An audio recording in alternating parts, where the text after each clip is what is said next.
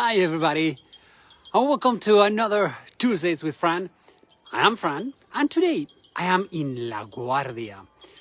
Laguardia, it's a very small city, full of history, as you can see, and it is considered to be the capital of the La Rioja wine region. Okay, the thing is that La Rioja wine region is divided in two different provinces. Sorry for the track. One is in the Basque Country and the other one is in La Rioja. They are attached, and right now we are in La Rioja Alavesa, which is part of the Basque Country. Okay, so that's where we are today. Hola Susie, hola Tracy. Welcome to this paradise for wine lovers. Let me show you what I have in front of me. Look at those, all of those fields that we have in front. All of those are vineyards.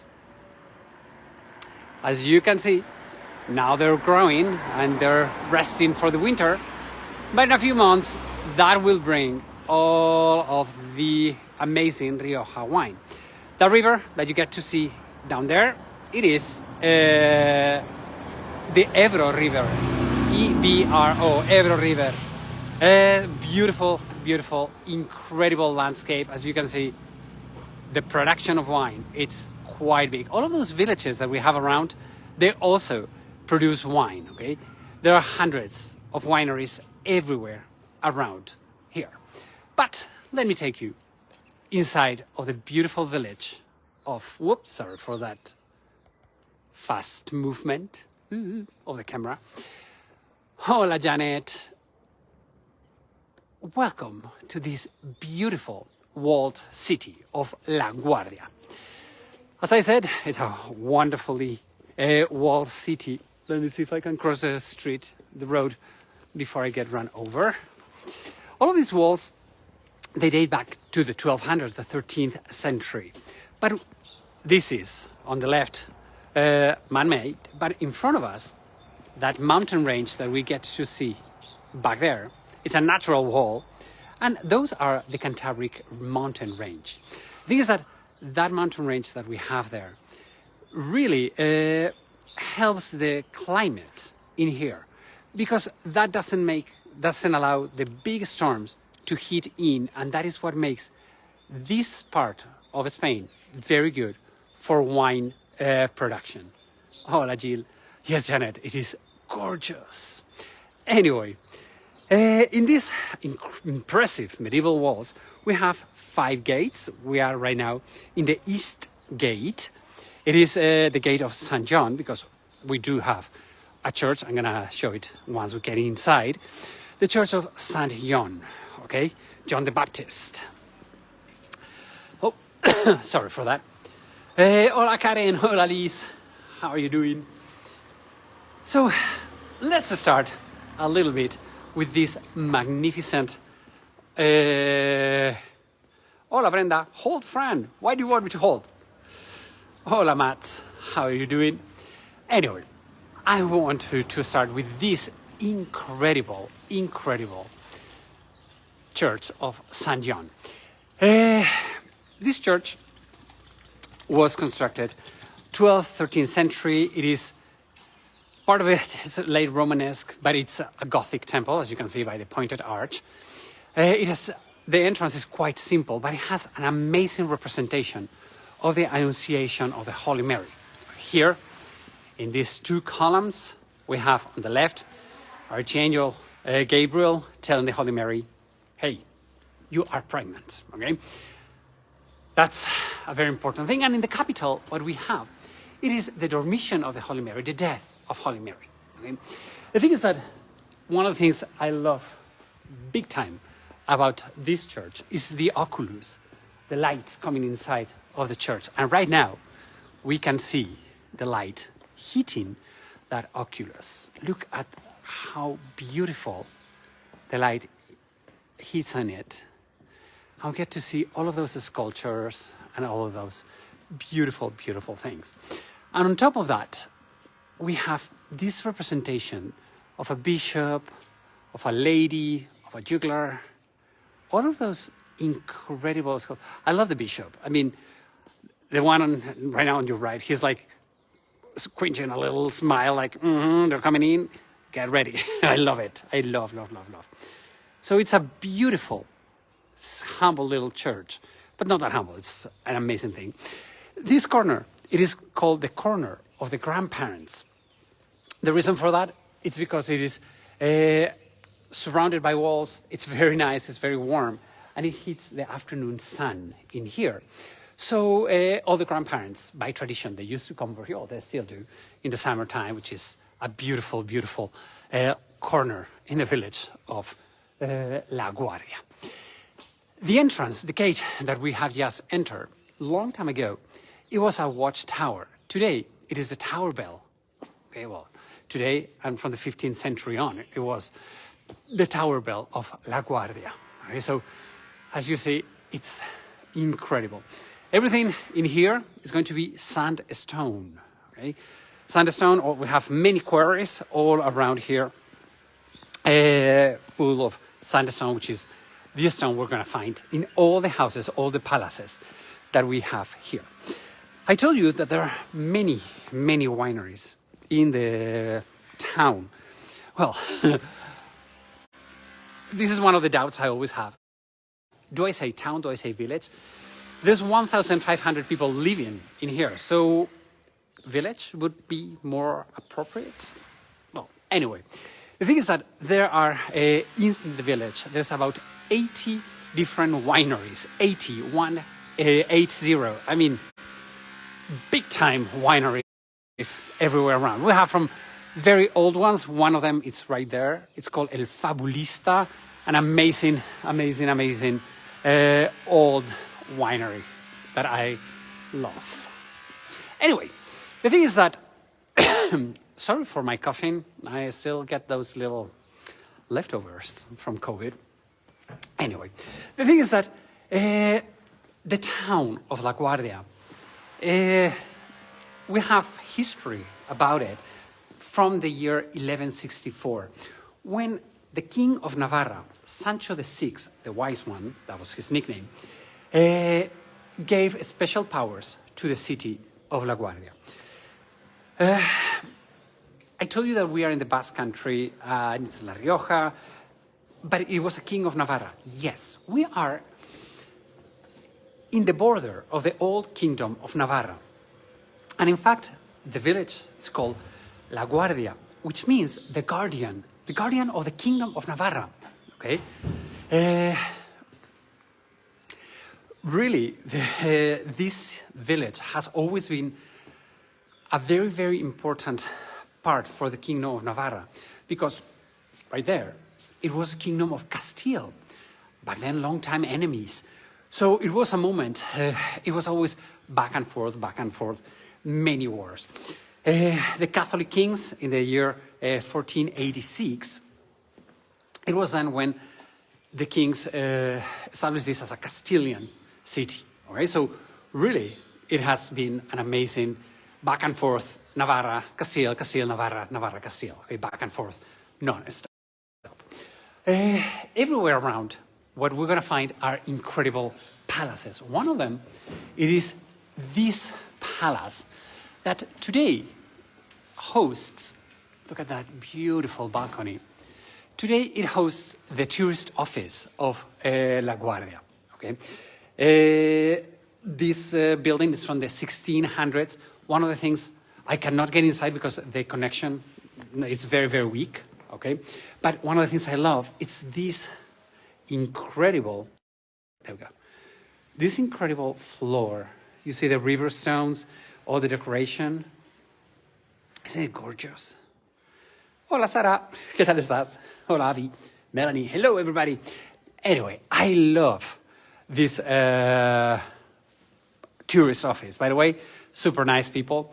And the people working at the tourist office, I cannot thank them enough for today, because thanks to them, we're going to be able to see one of the most incredible jewels in Spain, which is the door of the main church of Laguardia. So, shout out for the people of the tourist office. Thank you so, so much. Okay, so now we have made it, if the camera wants to turn around, to the main square of Laguardia.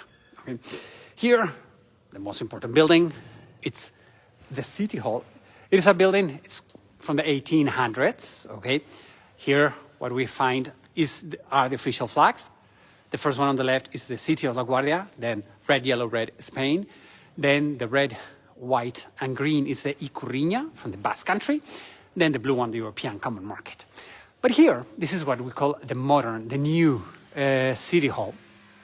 What we find, it's this clock. This clock is very peculiar because 4 times a day at noon, at 2 o'clock in the afternoon, at 5 o'clock in the afternoon, and 8 o'clock at night, some little puppets, they come out and they dance, okay? I have taped it, I have recorded it, and I will post it right after I upload this video, okay?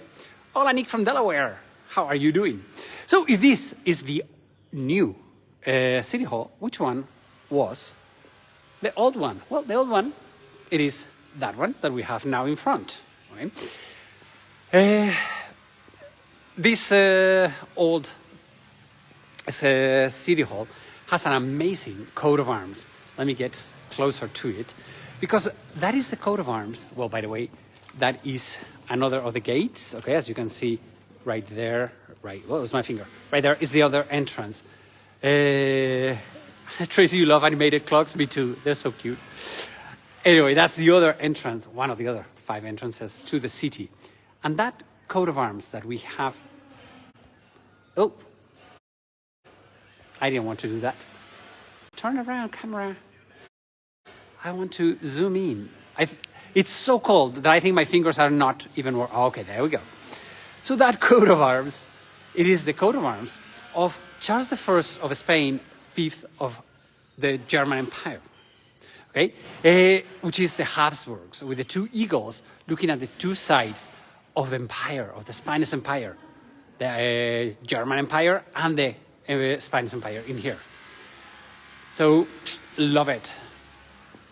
Okay, so that was the old City Hall of Laguardia. Right? Anyway, by the way, if you are coming to my Camino de Santiago tour, remember that I have 2 different tours, a Basque staycation and a Camino de Santiago tour. We're going to be hosting in this beautiful, beautiful hotel at Laguardia, because we're gonna take one day off the Camino just to enjoy the wine from Laguardia and the wine on menu. We're going to dedicate one day to wine experience and learn about the wines from here. What else can I tell you? There's another peculiarity in this village. The thing is that when you come to Laguardia, what we like to say is that you only get to see half of it. Where is the other half? Well, the other half, it's underground. Why? Well, there's one thing that here they're called calados, C-A-L-A-D-O, calado. And the calados are, or were, the places where they would storage the wine. So everybody would have, not a winery, but yes, a place to store the house, and the wine, sorry. And underneath all of these houses, there is one huge cave that is incredible. Okay, so really everywhere around, it's beautiful, right? And even underneath. One of the things I love, all of these hidden treasures. Look at this incredible doorway. I mean, really, it's so delicate, so beautiful. I mean, really, all of these palaces, the bad thing is that it's all of these medieval narrow streets. They don't allow me to take a good perspective so you can get to see the beauty of all of this. Okay, let me back up a little bit. This door is open. Let's see if you get to see that floor as well. Look at that. Isn't that beautiful? Tracy, you are right. This village is full of historical treasures and everyone is drunk. Love it. Well, really, it's an amazing little jewel to have this village here, because It has so much history. It's like really full of history, full of traditions, and as you're saying, incredible wine. I mean, look at all of these balconies and everything is like, I love it. I think it's like, okay, some construction, let me walk. Okay, take a look at this amazing doorway. This is another restaurant. Now, as you can imagine, now this is the off season because there's barely nothing related with wine. But here in the spring, the summer, and especially the fall, when the harvesting takes place in September, October, it's really crazy how packed this is and how alive this place is. I really, it's one of the places to visit. If you're a wine lover, Laguardia, it's your place to come visit. One of the things I love, it's here on our right, we're getting into here, there's this little, if you come by yourself, you can rent this place. This is a hostel, but take a look at this. This is sculpture in the middle of the street. Isn't it beautiful? So you could rent, if you're not on a tour and you come here solo, as a solo traveler, you have different hotels, you have different agriturismo, and all of those things. So really important. Okay, so here we are in the most important church of Laguardia. As you can see, it is not, the gateway might not be very impressive, but it is. The thing is that here, the King of Navarra, Charles III, maybe as I cross the gate, the connection might be a little weak, okay? But once we get inside, connection should work. Okay, so I don't want to spoil this. Let me turn around the camera. So the thing is that as we are entering, Charles III of Navarra, I told you that he is the one that made the construction of this church. He paid for it. But the amazing thing that he did is that he covered it, or it got covered. And then when we see doorways to churches, we always see them in stone color. Okay? The thing is that many times we forget that they were painted. And as this church, they cover the entrance, we have the original colors of the church. Take a look at this. I mean, I'm going to get closer and we're going to get to see all with details. But really, this is incredible. Okay, the stonework, you have to understand that everything we're seeing here is made in sandstone, okay? It was done on the 1300s and it was painted on the 1600s, okay? And it is one of the few places in the world, here in the small village of Laguardia, where we can get to see original paintings. I mean, it's really over the top. Yes, Jorge, it's like, wow, Donna, it is, oh my goodness. It's, to me, I always get goosebumps when I get to see this gate because it's amazing. So let me overcome the emotion and let me show you, let me get a little close to you. So as you can see, on the main entrance, on the main gate, okay, we have a lot of decoration in the arches. What we have, okay, this church is called Santa María de los Reyes, the Holy Mary of the Kings. And a lot of people tend to make a mistake because here in the arches, in the top arch, that one, what we find are prophets and kings from the Bible. And everybody thinks, oh, those are the kings that we're talking about. No, they're not. We'll find them. Then, on the second arch, what we have are grapes, okay? Because we are in the wine region. Then we have Holy Marys and holy people, more grapes. And then what we have are angels and musicians. Okay, so really all the arches are profoundly decorated. Now we come down to the tympanum. You know that all of these, if you have been following me, all of these gates, all of these doors normally are, when we have to read them, we read them from the bottom, from the left side of the bottom to the right, then up and up. So that's how we are going to do it. Let me get super close to it, because here what we have, it is the Annunciation. Okay, so the angel, Archangel Gabriel, is telling Holy Mary, girl, you are pregnant. And one of the things that makes this extremely beautiful, at least to me, I think it's quite peculiar, because you don't get to see it very often, is that if you realize, Holy Mary, she is pregnant, she has a bump. It's like, okay, yes, I'm pregnant, for sure I am. Normally we see her with a flat tummy. Here, she's not having a flat tummy.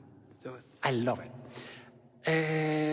Vivid colors, yes, preserved in this portico. Yes, you are right, Joyce, it's incredible. Then what we have is the adoration of the kings. There we have baby Jesus, that he has been born, and then we have Melchior, Gaspar, and Balthasar. So everybody thinks that here they are, the kings that we are, the name of, it's not these three kings that we are talking about, okay? We'll find the kings. One of the things that I think is very peculiar, it's that Balthasar, we have to take our mind on the 1300s, okay? The 14th century. Balthasar, we know he's African, he's black, but at that moment, they didn't do it. So when it was painted, he was painted in black color, the whole thing, which it looks kind of strange, but hey. Okay, second stage. As we go higher, on the left, surrounded by the cloud, we have the 12 apostles coming to see the death of the Holy Mary, okay? In the middle, what we have, it's the Holy Mary raising to heaven. Look at those beautiful colors. And a little bit more on the right, we have what is called the Dormition of the Holy Mary. We have the apostles crying around the Holy Mary, and in the middle with a halo, we have Jesus Christ holding that image, which is the spirit, the soul of his mother. But where did she go? Well, she went into heaven, and she was crowned in heaven by God. Isn't it a beautiful, beautiful, beautiful representation of the death and coronation of Our Lady?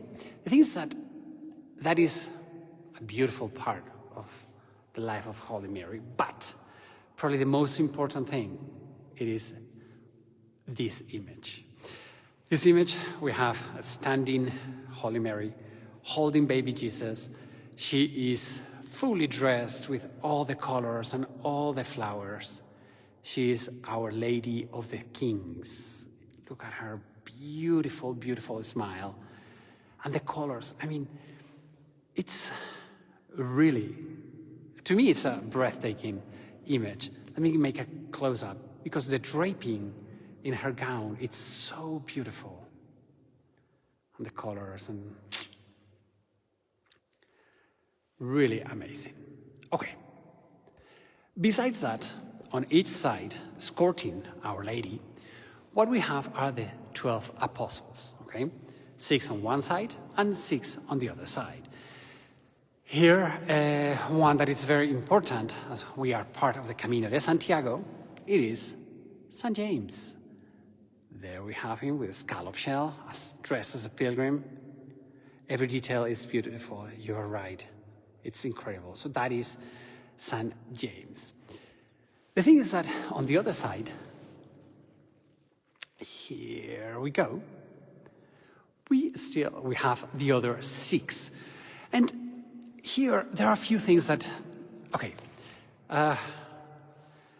you know that I am an art crazy person and I love art, and all of these doorways really are overwhelming. But this one, as it has been protected, the sandstone it's intact. And let me show you the detail. I mean, I love this doorway. Okay, let's see if I can turn the camera around. Okay. Oh, sorry.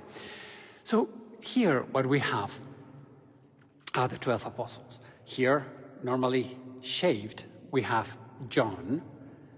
No, Santa Barbara is not here. Sorry, Avi. But what I want you to take a look is a close-up to his hand. Let's see if I can make. Because we don't get to see these details in stone. I mean, we can get to see the nails. We get to see the bones inside of the hand. I mean, it's incredible. It's so gorgeous. We get to see the painting of the veins, the little veins in the hand. So it's really overwhelming. Another of the apostles that I love, it's this one. Okay, this is Bartholomew. Bartholomew, he hates evil, and he is the one that fights against evil. And we have here him stepping on top of the demon, okay, on top of Satanas, on top of the bad person. This demon really is kind of strange because, okay, let's count how many faces we have. He has one natural face, but if we look in his knees, in the knees of the devil, he also has another extra one. Can you see it? There's two more heads in there, but if we go behind him, there's one on his back. I mean, there's like 4 heads, this monstrous, horrible creature, okay? So don't ask me why, because I really have no clue. I have asked people from the tourist office if they know why it has 4 heads. Nobody knows. Another thing that I love is that you see all of the apostles are shoeless. They're not wearing shoes, except him, Bartholomew. He is wearing shoes. And in this door, there's another person who is wearing shoes, and that is her, Our Lady. Why is she wearing shoes? Well, let's take a closer look. She is stepping on the dragon, on evil. She's stepping over the bad things in religion. So the two people stepping on evil, they're wearing shoes. I guess they do not want to have contact with the bad things in life. So I told you that this is the church of Santa María de los Reyes, Holy Mary of the Kings. Who are the kings? Where are the kings? Well, remember that in most of the gates or the doors that we have seen, if you pay for the gate, you put yourself in the gate. So the king and the queen are right there. Those are the kings that we are talking about. He is Charles III of Navarre, the one who constructed this, and his wife, Leonor of Trastamara. If you watch our first video over a year ago, go to my YouTube channel, Traveling Steps, and you will find it there. When we visited the Cathedral of Pamplona, we saw the funeral place of these two, okay, Charles III and his wife. The thing is that Charles loved this area, okay, and he used to come over here. He ordered the construction of this incredible doorway, and he said that he wanted locals and foreigners to be overwhelmed by the beauty of this doorway. And as you can see, even on the 21st century, we still get overwhelmed by this amazing, amazing doorway. Okay, so let's come outside, because there's one more thing I want to share with you. Because it's a beautiful, look at that, beautiful, I love it. So, as we come out of the church, if you go to the left, okay, there we go. On this side, what we find, it's this little courtyard around the church. But there is an amazing, amazing sculpture that I love. It is called The Travelers, and it is from the year 2004. It was designed by the artist Cocorico, okay? And what is this all about? As you see, we have two tables. In one table, we have different shoes. Men's shoes, women's shoes, children's shoes, summer boots. We have barefooted people, just everything, shoes. On the other one, we have suitcases, purses, things that we use when we travel. So what does this mean? Well, the artist, what he wanted to do is to show us what us as travelers we get when we travel. When we are travelers, wherever you go, no matter where you go, you're going to leave something behind. Your footsteps are going to leave a mark in that city. Whenever you come to here, to Laguardia, you will leave to the next person some part of you.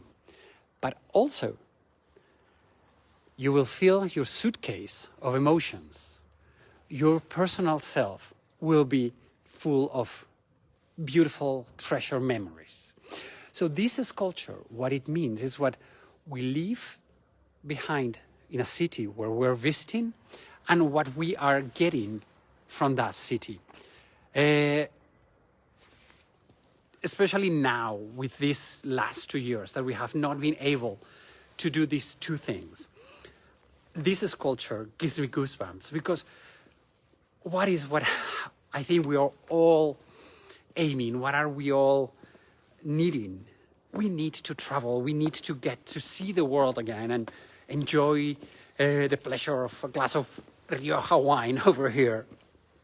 And I don't know, really traveling, it's about enjoying, learning, and that's what I try to do with these live shows and everything. And it's what I deeply think traveling is all about. Okay? So that sculpture, to me, it is a beautiful tribute to these 2 years that COVID has taken out from us and has not allowed us to enjoy, learn, and be part of. So, well, as you can see now, I'm leaving the village. It's a cute little, tiny little village, but I don't want to leave without showing you what I have in front of me. Hey, Tracy, you willing to visit? Yes, me too. I cannot wait to start traveling again. Look at all of this beautiful, beautiful, beautiful landscape. I want to take you all the way to the end of the village because I want to show you one of the most famous wineries around here. Hola, Trish, how are you doing? But isn't it a gorgeous landscape? You have to think that all the fields that we have right there in front of us, all of those are vineyards. This is one of the most incredible wine regions in the world. If you have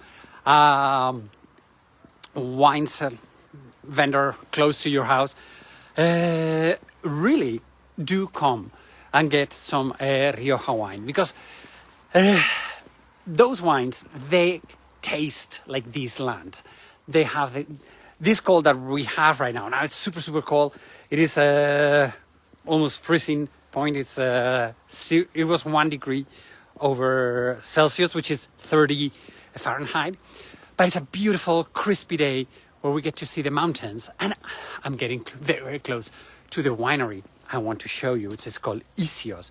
Because here, as I told you, in the village, you have, and surroundings, surroundings meaning 5 minutes by car, okay?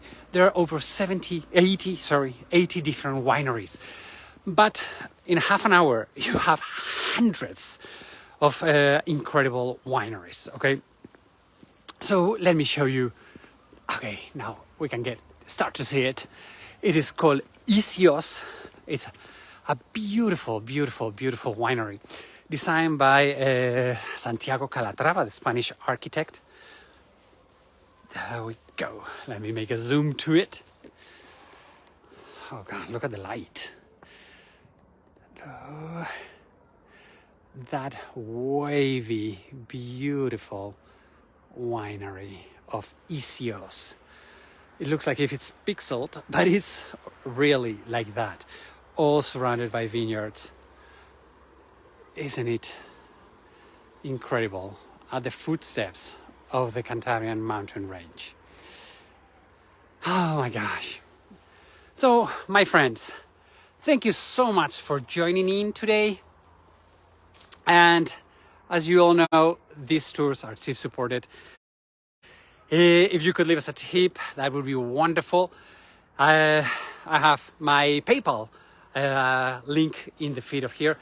Another way for you to help me is by sharing all of these videos. So if you could share it on your Facebook page, that would be wonderful. The more people who gets to learn about Spain and the Basque Country and Navarra and all of that, it's even better. Thank you so much for tuning in. Everybody have a wonderful, wonderful Tuesday. I shall see you this Sunday. I'm going to be cooking with Ainhoa. On Wednesday, I'm going to be with Scottish Bledders on Guide Collective's Facebook page, debating about the connections between Spain and Scotland.